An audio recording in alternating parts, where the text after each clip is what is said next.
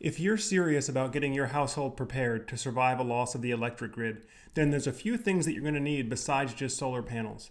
In this video, I'm going to show you the 3 must-have items for every family household emergency preparedness plan.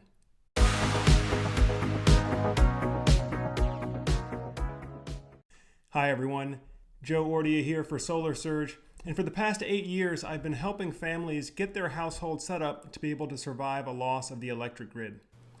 Now, most of what we focus on here at Solar Surge, of course, is renewable energy systems. And I believe that a renewable energy system with battery backup is a crucial part for any serious household emergency preparedness plan. However, there's a few other items that you're going to have because regardless of how much electricity you have, there's a few basic fundamental requirements that all human beings have. And I'm going to talk about the three main prep items that every household needs. The first one here to my right is a water filter. The model I have here is the Berkey light water filter. It has ceramic filter elements here at the top, and then the filtered processed water comes down to the reservoir here at the bottom where it can then be dispensed out for consumption.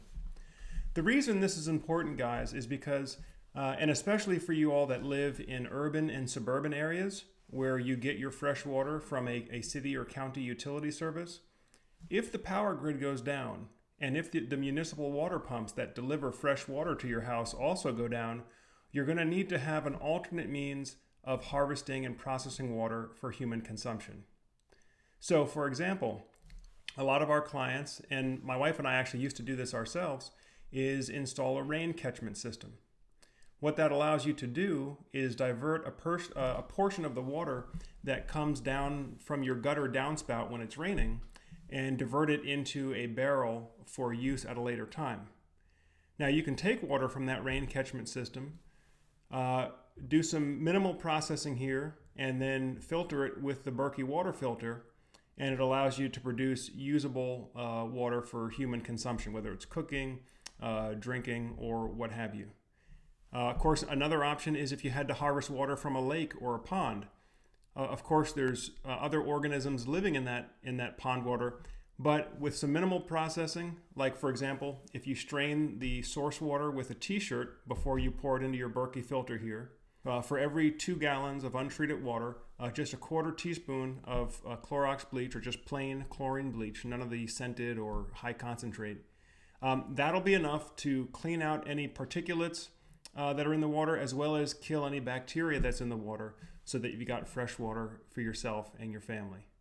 So this is very, very critical. Solar and batteries are great, but every human being has to have water, and you really want to plan for at least 1 gallon per person per day within your household. So this is a great option here. We bought this unit from myberkeystore.com, and I can put a link down below where you can get one of these. It's about $200 and worth every penny of it, because I know that rain or shine, even if my solar system fails, I've got fresh water that I can use to feed my family. The next item on the list here is food. You know, human beings can go a few days without water. We can only go a few weeks or a week sometimes without food. And there's 2 types of emergency food that I recommend that every household have as part of their emergency supplies. The first is your MREs, or your meal ready to eat. Now, the advantage of the MREs is that, as the name implies, it's ready to eat whenever you need it. So it does not require any kind of water or boiling, any kind of cooking equipment. You can essentially open up the package and you've got a meal ready to eat. This is great if you are out doing work or if you're running a security patrol or what have you. But if you need to grab a meal and have something that's ready to go, the MRE is a great way to do that. And these are typically packaged in 200 to 2,500 calories per package. So essentially you have an entire day's worth of nutrition in the MRE package. The ones we use here are MRE Star, which is a civilian brand of MRE, but there's several brands out there that are available, as well as the military surplus. So got to have emergency food source. And then the second is more of your freeze-dried, long-term storable food. Now, the advantage with the freeze-dried food is that it has a much, much longer shelf life. With the MRE, you're looking at usually 5 to 8 years maximum shelf life on an MRE. whereas we can achieve 20 to 25 year shelf life with the freeze-dried food.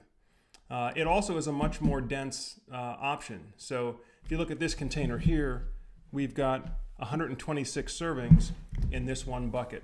And oftentimes the buckets are formed in such a way that you can easily stack them. So we've got several more of these up in our storage here.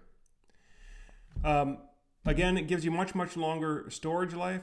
However, the downside is that you do have to take time to boil water to cook and prepare these. So most of these freeze-dried packets, you'll see in this this one here, we've got, looks like pasta, we've got some cheddar and broccoli soup, another pasta dish, and some bean soup dish here. But all of these require boiling water to reconstitute them. So if you're already in a safe place and you have a source of fuel that you can cook and prepare your meal, the long-term storage food is great for that. Whereas if you're more in a tactical environment where you've got to move around, you don't necessarily have time to stop and cook, the MRE can meet your need in that type of environment. The brand I like here is New Manna, which is it's a Christian company, and we actually like it because they offer some higher end options. My wife has a gluten allergy, and so they offer some great gluten-free food options as well. But there's several companies out there. In fact, if there's another company that you like and that you've had success with, go ahead and post a comment or a link down below there so that other people can check it out. So you got to have food, and as we discussed first, you got to have water. Finally, on your list of essential supplies is a first aid kit or an emergency medical kit. One mistake that I see a lot of preppers make is that they load up heavily on the guns and ammunition and call it more offensive equipment. But they're thinking and they're planning on the defensive side of things. You know, what happens if I get injured? What happens if I get shot? A lot of times the planning tends to be overlooked in that area. So you want to make sure that you have a good emergency trauma medical kit. That way you can treat any minor cuts, scratches, gunshot wound, even if you had to apply a tourniquet, for example. The environment that many of us are preparing for is one in which we're not going to be able to just call 911 or just go to the emergency room. So if you had to be your own doctor, at least for a short-term period of time, if you had to be your own doctor, make sure you have some basic medical supplies and also some basic training on how you can provide a first aid and critical care treatment for the common types of injuries that we're likely to experience during a prolonged grid down event. Again, these are going to be cuts, scrapes, sprained joints, scratches, and things of that sort. You know, perhaps where you have to apply a suture to stop the bleeding. So I've got some great books on the subject, which I'm going to share with you all on my next video. And as always, I thank you guys for taking the time to watch the content on this channel. And if you like the content that we're putting out here, make sure that you click on the like and the subscribe button. And of course, be sure to share this with anybody else that you think will benefit. As always, I'm Joe Ordia, encouraging you to get prepared and be empowered. Thanks for watching, and we'll see you again soon.